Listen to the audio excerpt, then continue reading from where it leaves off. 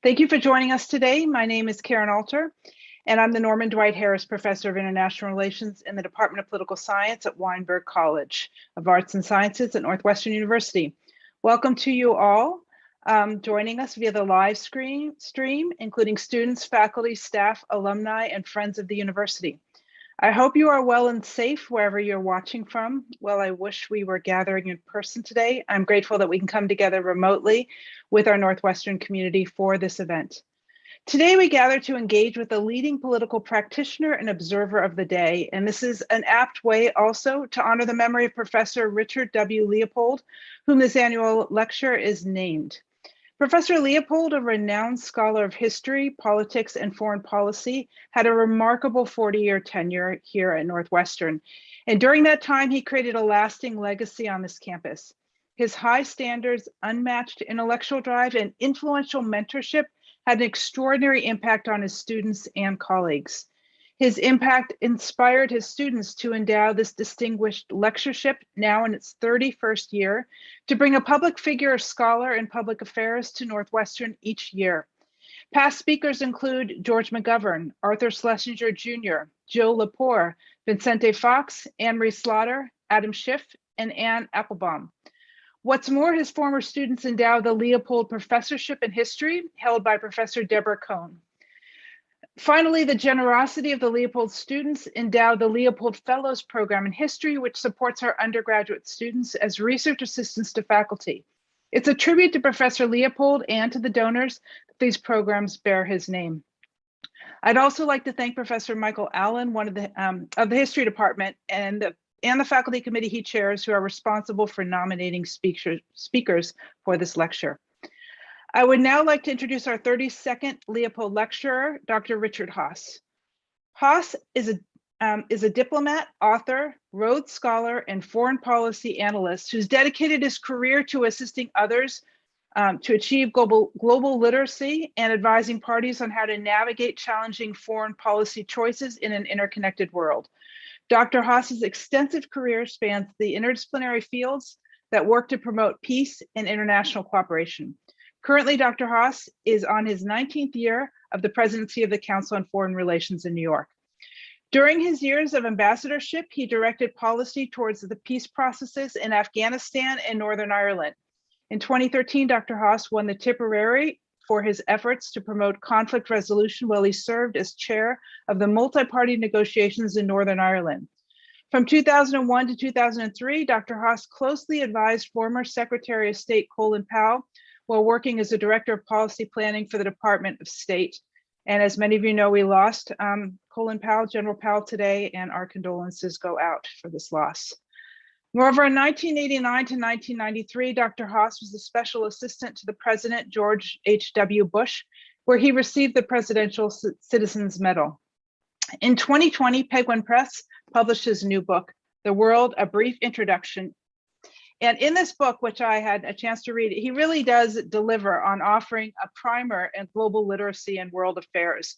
For those of you who were not exposed to international relations courses, if you spent 10 minutes a night reading one chapter of this book within a month, you would have tremendous background in international relations, and he will explain why he wrote this book. Following Dr. Haass's remarks, we'll have time for questions and answers. The questions have been submitted in advance by the audience. Thank you for taking the time to send your thoughtful questions for Dr. Haass. And now please welcome Richard Haass, a diplomat, author, Rhodes Scholar, and foreign policy analyst who's dedicated his career to assisting others achieve global literacy, to our stage. Thank you very much for being here. Well, thank you so much for that generous introduction. I'm mulling the idea of people spending 10 minutes a night, and at the end of it, they are ready to become Secretary of State. I like that. I like that model. It's good to be with you all, particularly that to be quote unquote back at Northwestern, even if virtually. Any place associated with Henry Bienen is a place I am honored to be associated with. It's also an additional honor to be associated with an event named for Professor Richard Leopold. I didn't know him personally, I knew of him. He's a prominent and also principled diplomatic historian. One of his books was about Elihu Root, who went on to be Secretary of State, but also who was present at the creation of my own organization, the Council on Foreign Relations.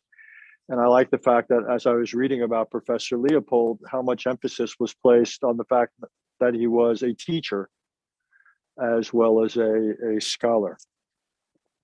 I can't let today go by without saying something about Colin Powell, who, as you've all heard, passed away this morning.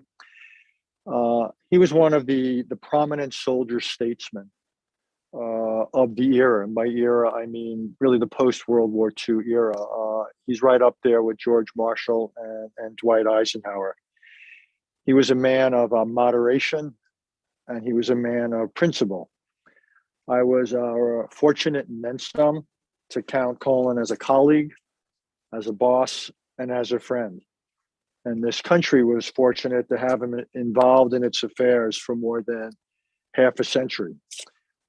I would simply say, as a society, we could use more like him.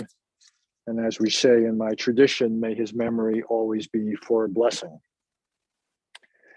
The world we live in, and the world that we'll discuss today, in some ways resembles the world that both Professor Leopold and General Powell worked in.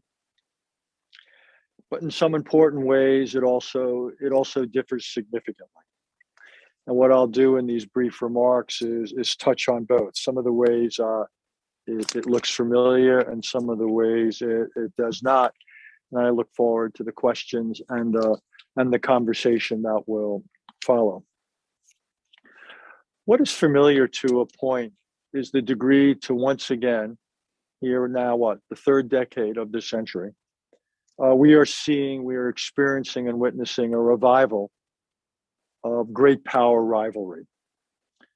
Whatever else the end of the Cold War did, it did not usher in history's end. But rather, after a short interval, what we've seen is a resumption of history. And Northwestern is one of the great research universities, not just in the country, in the world. And I expect in this, how did we get from the optimism of 1989, when the wall came down, to where we are today, or where we were 10 or 15 years ago? How did we get to that point? And I expect historians and students will look for some time at what was inevitable, or at least likely, and what was anything but. What was the result of policies and personalities? Russia, and let me start there, is the most familiar of the great power rivalries. You might almost think of it as a resumption of a rivalry that obviously was at the centerpiece of the 4 decades of history we term the Cold War. Today's Russia, as well as yesterday's, as well as tomorrow's, it turns out, is led by someone who rejects Western liberalism, who sees it as a threat to him and to the political system he has created. And it's seen as a threat by someone who has come to challenge the core norm of contemporary international relations, which is a norm based upon respect for borders, respect for sovereignty, essentially non-interference in the internal affairs of other countries, and above all, the notion that one is not to use military force to redraw maps, to alter borders. And we've seen Russia do this in Georgia. We've obviously seen it done in Crimea, as well as in eastern Ukraine. And we've also seen Russia employ non-military tools, such as tools that fall under the domain of cyber, to violate the domestic space of the United States and any number of other countries. What we've also seen is a Russia that is willing and able to use military force, also with clear disregard for innocent life in the Middle East. And we've seen a Russia that is willing and able to leverage its supply of energy resources to exert influence over Europe. There's no single answer to what to do about this, but we need to make sure there continues to be a balance of power militarily in Europe. The focus, I understand, in the world is increasingly shifted to the Asia-Pacific, or what is now increasingly called in this country the Indo-Pacific. But Europe is still a place where 1/4 of the world's economy exists, and the balance of power there is not any less significant than it was. It must be maintained. We ourselves have created something of a vacuum in the Middle East by our pullbacks, which Russia and others, such as Iran, are more than happy to exploit. But there are still things that can be done there. And in other realms, obviously, there's an argument for becoming more energy self-sufficient, or at least not reliant on Russia. And there, I would question decisions such as Germany's decision to phase out nuclear power, as well as the entire Nord Stream 2 project. And when it comes to cyberspace, we have to increase our defenses, but also think about what actions on our part could create conditions of deterrence. What is it we could do that would raise the costs to Russia before it continues to act as it has against ourselves? China is also a great power rival, obviously, but I believe it's a fundamentally different kind of rival, because unlike Russia, it is an economic great power as well. And it's an economy that essentially is everywhere. Indeed, many of our principal security partners, their principal economic partner, financial partner is Russia. Over the last couple of decades, really the last 2 decades, there was widespread hope in the field, in what you might call the foreign policy establishment, that by bringing China into the system, by integrating it into institutions such as the World Bank and other institutions, that it would evolve and that it would become more open politically, that it would become economically not just integrated, but would increasingly adopt the rules of Western finance and trade for its own, that it would continue to hew to the line of a foreign policy that was not seeking to destabilize, but rather to stabilize the external world so China could focus on its own development. Well, those hopes have been dashed. And what we are now seeing is a China that is more repressive at home. Here, one only needs to look at what happened in Hong Kong, the repression of the Uyghurs and other developments. It's less economically open. The role of the state is increasing rather than fading. China continues to steal intellectual property and so forth. And it's becoming more assertive in its foreign policy, be it against India and the South China Sea, against Japan, or as is increasingly being talked about, against Taiwan. I would say our task here is in some ways even more complicated than it is vis-a-vis Russia, because China constitutes a more complicated actor. We want to, yes, continue to try to avoid war. We want to do so in a way that protects our core interests, but we also want to keep open opportunities for partnering, be it on meeting global challenges or regional challenges, say, such as North Korea. And what we need to do with China also is reassure it when it is warranted, for example, on the limits to our aims. For example, I would argue our aim should not be to block China's rise or to overthrow the role of the Communist Party. We need to deal with China as it is, even if we criticize some of the things we do. We need to push back against its pressures on Taiwan without violating the so-called one China policy, the basis of the rapprochement or normalization between the United States and China some 4 decades ago. And what this suggests to me with China as in Russia, where we have elements of competition, elements of confrontation, but also elements of cooperation, puts an enormous premium on statecraft. These are relationships that have multiple personalities. And again, it will ask a lot of our diplomats, a lot of our foreign policy professionals, but so be it. The second thing going on in this world, which again is different in fundamental ways from the world, say, that Professor Leopold wrote about, or the world that Colin Powell grew up in, came of age in, is the prominence of a variety of global challenges. And here I'm talking about things like climate change, global health concerns, the regulation or lack of it of cyberspace, proliferation of weapons of mass destruction and delivery of vehicles, the globalization of terror, and so forth. And what we are seeing is an enormous gap that has grown up between the scale of these challenges and the scale of the collective responses. There's no single answer to them. Indeed, one of the takeaways I hope that students would derive from what I'm going to say today is, in most cases, virtually everything I'm talking about, it's best not to think of them as problems, whether we're talking about great power rivalry or global challenges, because problems by definition have solutions. And everything I'm talking about today does not realistically have a solution, but rather they're conditions to be managed.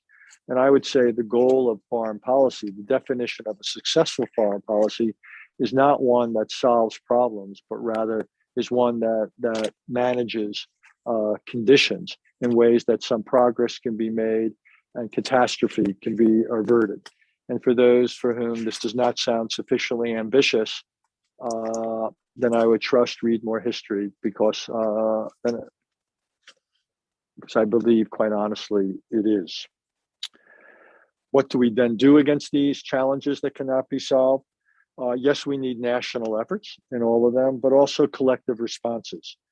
We're talking about global government, MENT, not global, we're talking about global governance, ANCE, not global government, MENT. We're talking about various forms of multilateralism. The model ought not to be the UN General Assembly with nearly 200 nation states. Instead, we might have much smaller groupings and of actors, not necessarily including states. If you were going to organize something to deal, say, with COVID-19, you would want to have the biotech firms, and you would want to have the World Health Organization in the room, and pharmaceutical firms. Or if you were going to deal with problems, say, in Afghanistan, you would want to have groups like Doctors Without Borders or the International Rescue Committee. My point is simply that we've moved in a world of two things, where we can't expect all the countries in the world to agree to just about anything. And second of all, we need to understand that international relations needs to involve actors other than nation states. We need these collective approaches to these global challenges. And let me throw out one other idea, that we need to think about sovereignty somewhat differently. As I mentioned before, sovereignty is the basis of order as we know it. We want it to be respected. But with this right of sovereignty to be respected, not to be interfered with, comes obligations. This is nothing new. If you think about it, sovereign states are not meant to commit genocide. If they do, they leave themselves open to international intervention. Sovereign states are not meant to harbor terrorists. The Taliban 2 decades ago learned that the hard way in Afghanistan, when they harbored terrorists that led to their ouster. So what I would argue is we need to rethink what obligations might sovereign states need to be encouraged to adopt if we are going to successfully manage this world increasingly shaped by global challenges. For example, there might be obligations in the realm of climate, not to use certain types of fuel, such as coal, or not to go ahead with the destruction of the Amazon rainforest.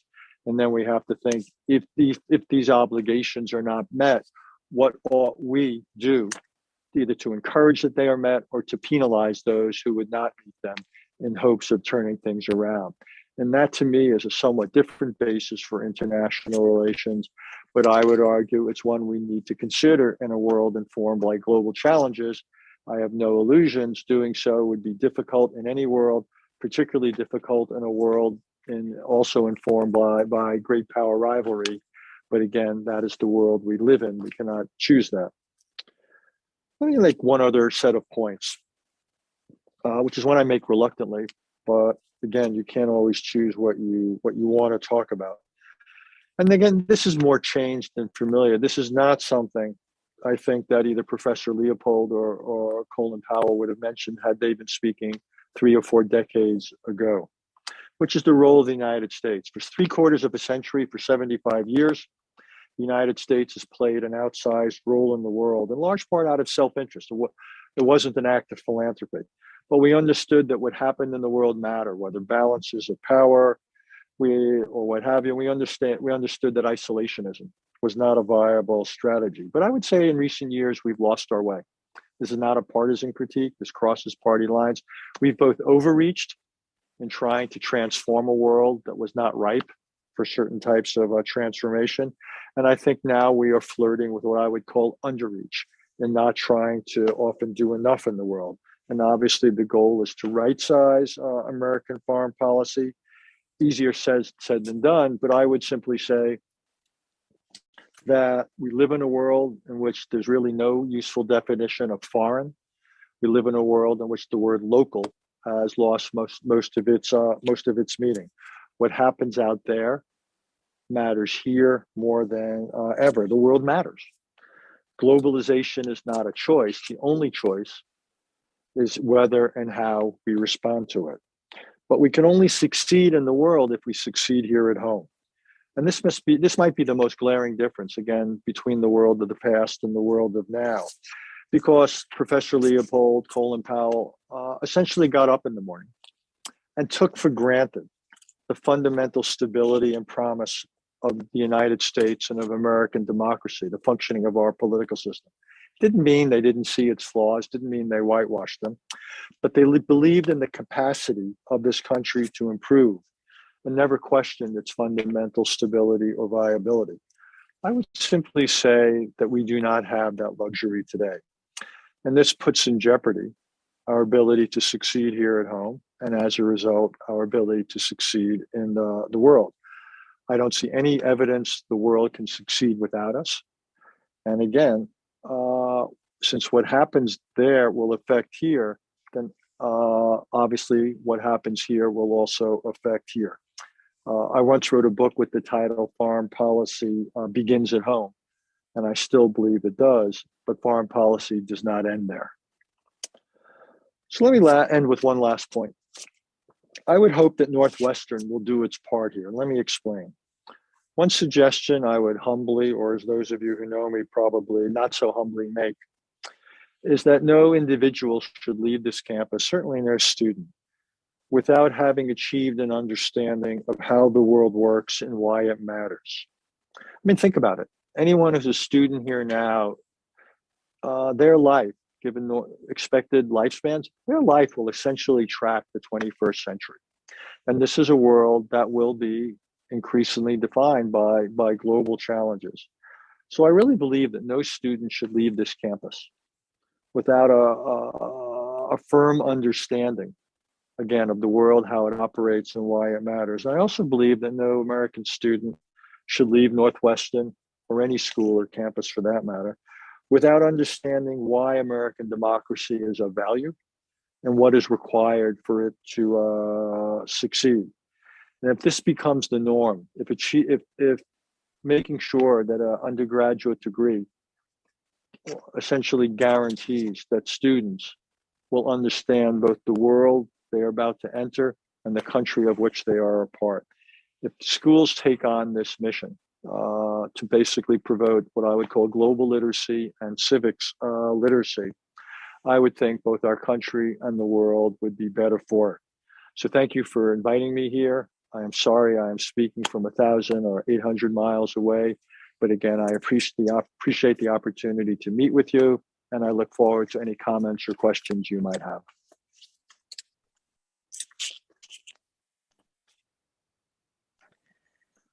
Okay, we agreed that we would keep the starting comments short so that it could be more interactive. So that was why there were short comments.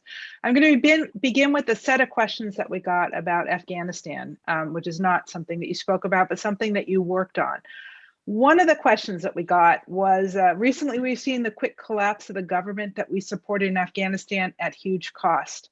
This follows a failed war in Iraq and an earlier debacle in Vietnam. What is it about the US military and foreign policy establishment that's led to such continued failures, and what can we do to stop these failures? That was one question.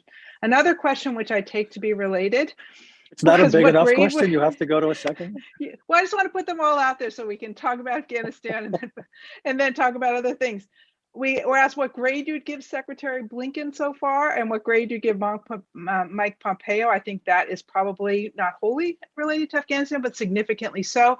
And then a third question, which was really about concern for the women and the young girls who are left behind, and how would you bring global literacy to all of the young girls in conflict zone? The question was about the girls. Let me take the last two first, and then I'll get to the first one, which is the biggest question.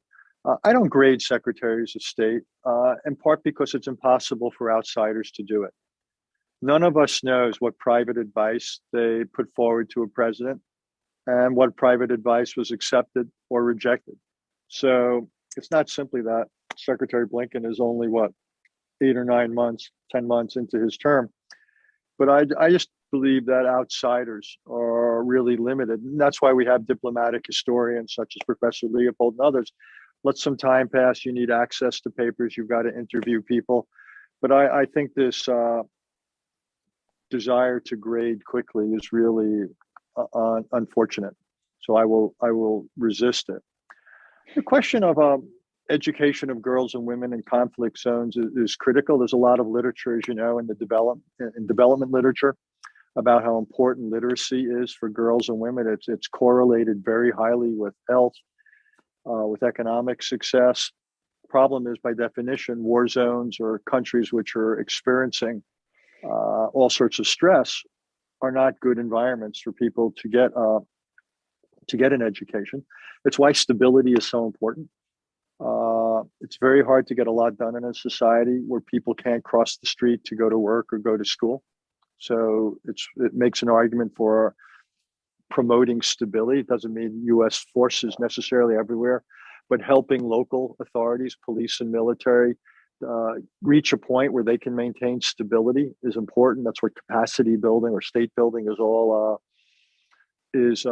about. I also think now I've lost recent count, but we've got 1% of the world is either internally displaced or refugees. That means we have an enormous number of people around the world, tens of millions of girls and women who, one way or another, are living in these conditions as either internally displaced or refugees. And what we're seeing is we think of these as transitional, but in many parts of the world, they're essentially permanent or open-ended. So one of the things it also means that we need to rethink our image of internally displaced persons and refugees. This extends to boys and men as well. We not only need to make these environments safe. I mean, girls and women can't be in these situations where they're threatened with rape and the like, but also the services that are provided need to be the services a society provides. So we need to think not just about shelter and clothing and food, but we also need to think about education and health. That increasingly these are, if you will, societies, and they've got to provide what societies do. So it's an enormous challenge under the conditions you've laid out. Lastly, the first big question about foreign policy. Look, all three of these, Vietnam, Iraq, and Afghanistan, after a certain point, are what I would call wars of choice. They were not wars that I would say our vital interests were at stake. They were not wars in which we had to use military force. So one of the first question is to really rethink in the future, or think not in the future, to think very hard before undertaking wars of choice, where you have other instruments or where the interests don't rise to the level of vital. Today is a day to think about Colin Powell. Colin Powell articulated a doctrine 3 decades ago after the Gulf War, where he laid out some questions to ask before military force would be employed. And his views were it should be only after other potential instruments were looked at and shown to be come up short, where you were asking military force to do something that military force was designed to do, that you were thinking it through. It's not enough to think about the first thing to do. What then changes would likely follow from it? What might then your options be? So you needed essentially to play chess. rather than thinking just one move at a time. And I think in all these examples, in Vietnam, in Iraq, ultimately in Afghanistan, we didn't do that. We didn't know enough about the local situation we were getting in. I once wrote somewhat facetiously that before we intervene in a country, we should know about it. And I thought in all three of these cases, we didn't understand the society sufficiently. Now, this is not an argument for never intervening. The Gulf War, I think, was a war of necessity. It's not even an argument for not intervening in wars of choice. I think at times we can, but we've got to make sure that the use of military force makes sense given the local realities, and that it makes sense given all the other tools that we could bring to bear. And we have used military force in situations where where our interests were less than vital. I think it's a higher standard to meet. We've got to really think it. We've got to think it through. And in the case of Afghanistan, a lot of lessons to be learned. But I would say I'm also worried about learning the wrong lessons. I believe the United States was right to intervene in Afghanistan when it did after 9/11, when the government would not oust the Taliban. And I believe we were wrong to leave when we did and how we did.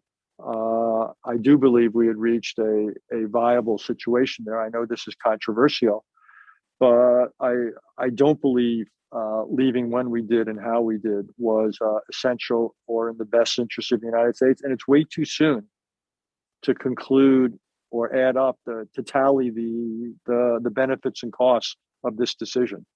I would say give it years, and then we can see what's the implications for Afghanistan, what's the implications for terrorism, what's the implications for Pakistan, what's the implications for America's reputation. And then we can think, then we could have a more informed debate about whether this was the right thing to do. Thanks. I won't keep combining questions, but I'm going to do it once more because we had a couple of questions really about your diplomatic experience. One question was, how do you know the bottom line in diplomatic negotiations? And another question was, and I was looking for it, I don't have it in front of me because it came in a little late, was essentially, what do you do about lying? Like, how do you know when you're in a diplomatic conversation, example given was Putin, and you know that they're not telling you the truth? How do you deal with that? Well, in negotiations, I often don't assume I'm hearing the truth, or in diplomacy, you're certainly not hearing the whole truth. You may get what you hear may be in the particular accurate, but it might only be 10% of things. And quite honestly, we don't always reveal every card we're playing. Of course you don't. That's why you have secrets, and you may have fallback positions in a negotiation and so forth. I think that's just an assumption you go in with. So you constantly ask yourself, you're not only assessing what the other side is saying, you're assessing what you think they could say, what they could sign up to. You try to imagine yourself in their position, in their shoes. What are their interests? How are they likely to see it given their political situation, given their political culture? So you're constantly assessing what you think the other side would do. And in some ways, this bleeds over into your second question, or the first question, about a bottom line. So, you always think in a negotiation, what is it you want? What kind of a price are you prepared to pay? And are you prepared to walk away? And you ask that of the other side. There's a notion about the alternative to a negotiated agreement. And you always ask yourself, okay, if I can't get it, what's likely to happen if I can't get this agreement? How does that look for my interests? How much would that cost me? And that influences to what extent you're willing to compromise. And you'd ask the same thing of the other side. You almost want to imagine their calculation. In that sense, there's a little bit of card playing. It's not only what cards are they holding, but what do I think, where do I think they're bluffing? What do I think they're really prepared to accept? What do I understand their political position to be? It's a mistake to ask somebody to sign up to something in a negotiation that they can't sign up to and survive. You can't ask somebody to go beyond the politically viable or possible or sustainable. Indeed, to take a segue from there, one of the most important things in assessing the potential of any negotiation is to look very closely at the leaders around the table, whether it's 2, 3, or more, and ask yourself, what are they willing to do? And secondly, what are they able to do? because willing is a assessment of their frame of mind. What is their disposition? But able is an assessment of their political position. What if they have the ability domestically to agree to and sustain? What if they have the ability to resist? And you've got to do an assessment of both. What is their inclination and what is their strength or weakness? And you've got to ask that about yourself. You've got to be very self-aware about your own situation. And too many people look at the, if you will, the content of negotiations and almost exclusively. What are the details about Jerusalem or something else? And not nearly as much time is spent on what you might think is the context or the backdrop to negotiations, which in my experience almost always determines the outcome. Okay, I'm going to move on to multilateralism now. This is also a submitted question. So far, all of these are. Recently, we've seen, oh, that's the wrong one. Okay, in June, Project Syndicate post, Project Syndicate post, you identified ways in which climate change and the COVID-19 crisis revealed, quote, the woeful inadequacy, unquote, of the contemporary state of global governance. I share your concerns about the capacity of the current order to generate collective responses to meet the challenges we face. But last week, 136 countries agreed to a common floor for corporate tax rates. Was this a breakthrough or an aberration? Are tax rates an easy case for international cooperation, or should we be more optimistic about the prospects for cooperation after the Global Tax Accord? No, I thought the decision on taxes was positive.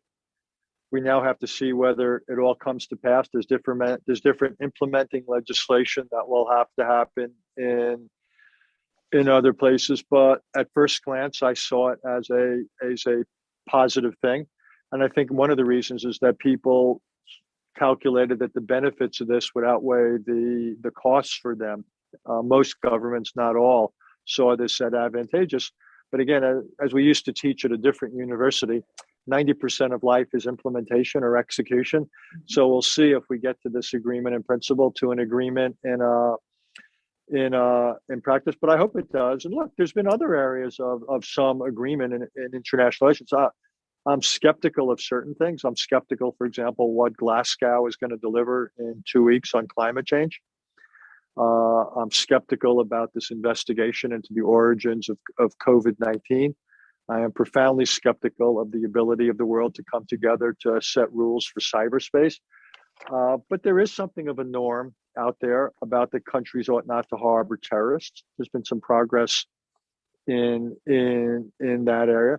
There's some limited cooperation against the spread of nuclear weapons, not enough. So there are some areas of global interaction, of global governance, of global cooperation. It's not all or nothing. It's just a degree. And the reason I'm worried is I see the pace of the development of the challengers in most domains faster than the pace of the willingness and ability of the world to come together. That's what worries me. And something like climate, I don't think we got a whole lot of time. Time is not our friend here. And there needs to be an urgency, which unfortunately I just don't see. You spoke about Russia and you spoke about China, but actually, other than the question about Putin lying, there were no questions about Russia, which is an interesting observation, but quite a number about China.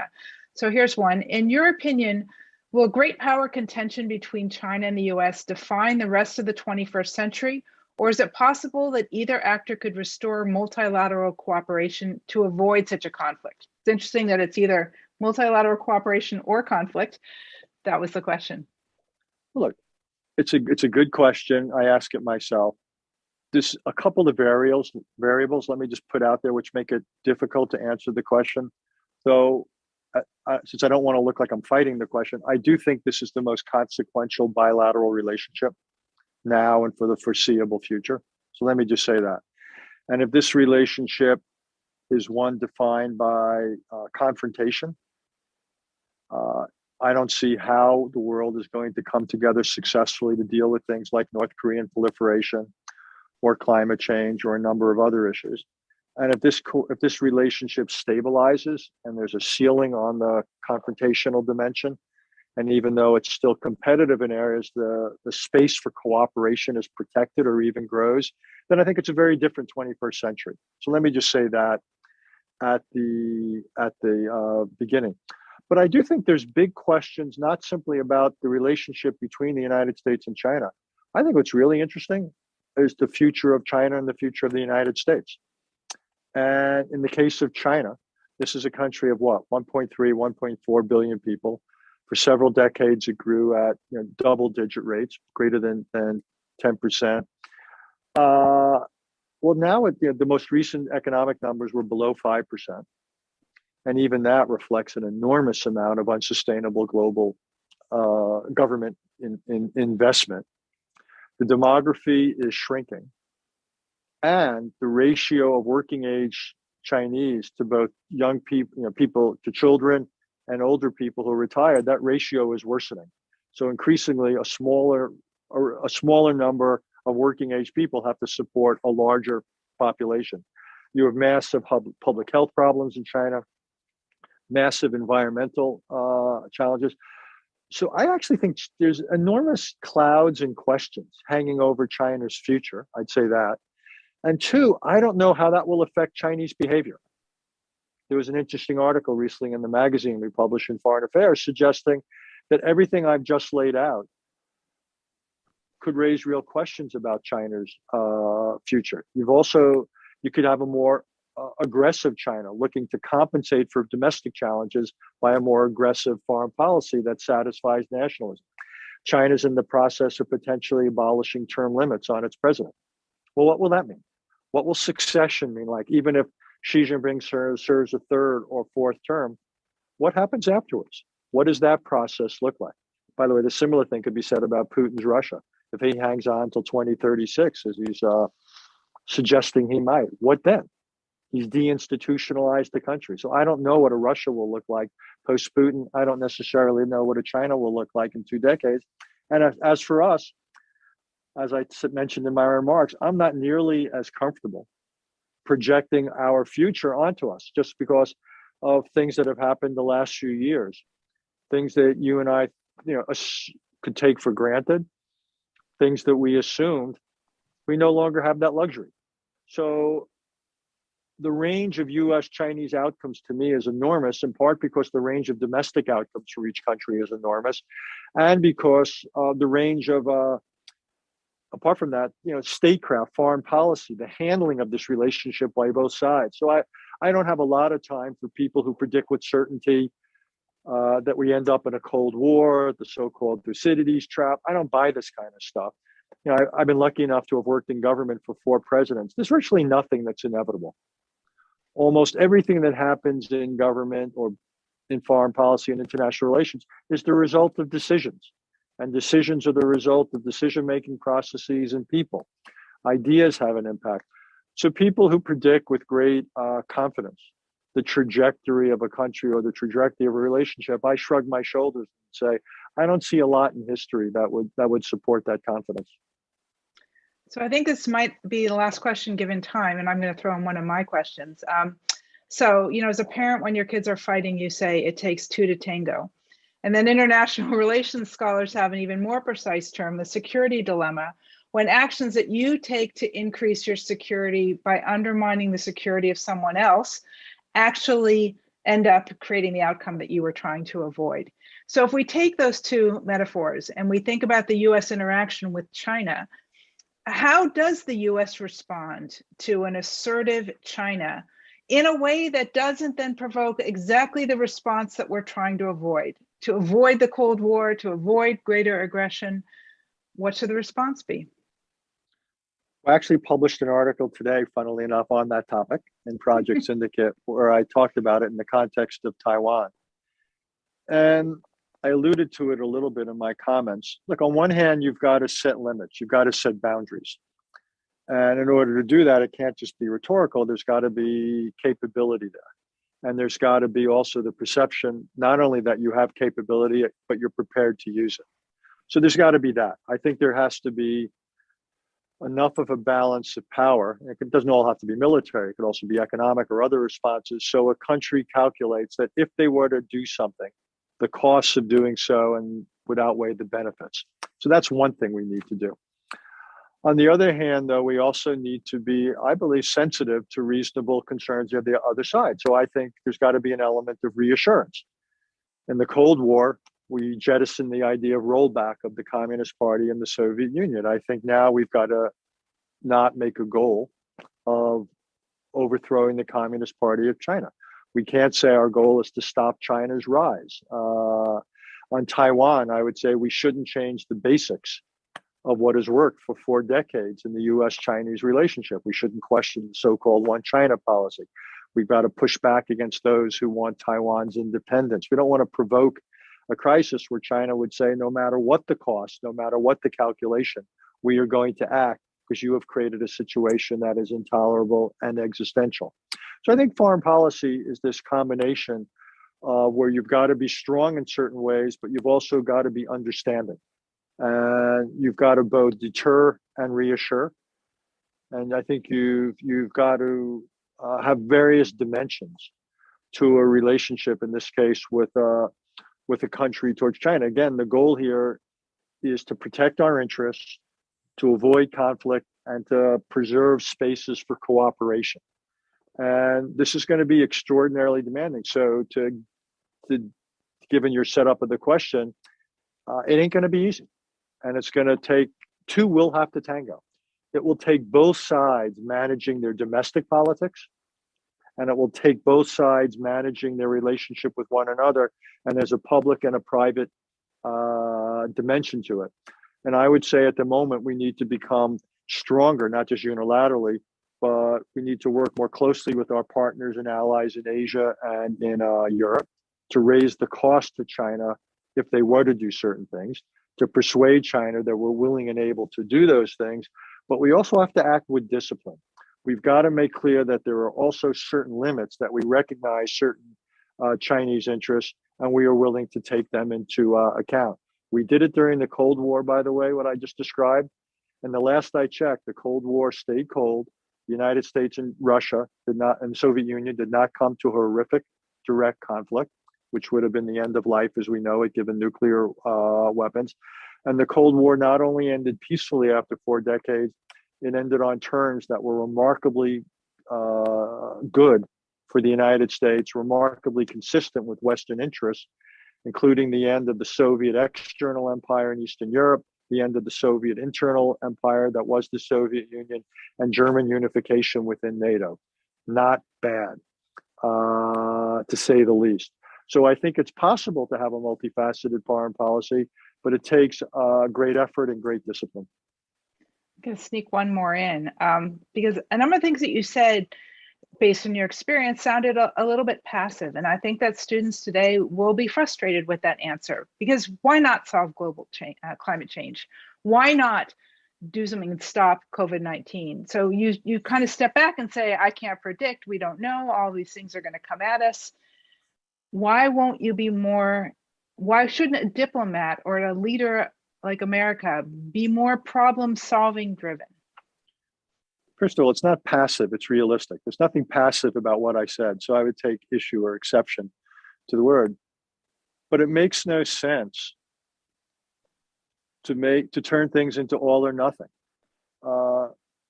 One of my colleagues, Martin Indyk, is publishing this week a book about Henry Kissinger, and his argument is that Kissinger understood that if he tried to make peace when the preconditions of peace weren't there, he would fail. And sometimes you have to settle for lesser outcomes. It's not the end of the effort, and over time you can try to get to quote unquote a solution. But if you go for a solution when the preconditions aren't there, not only will you fail to achieve a solution, but you will fail to manage a situation which is dangerous and could grow worse. So you've got to size the opportunity in diplomacy. So if we go to Glasgow and we're going to say every country has to do what by 2021? First of all, we're not prepared to do it.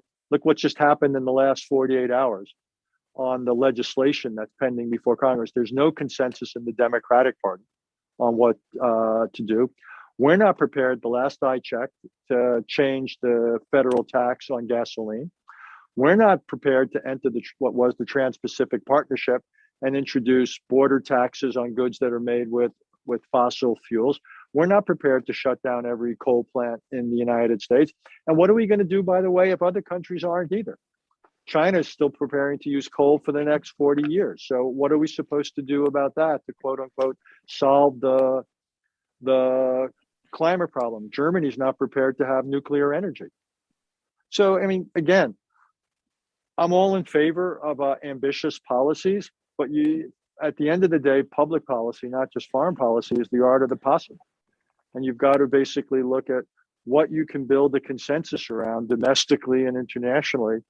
And in my experience, almost always, if you see situations as all or nothing, you'd better be prepared for nothing.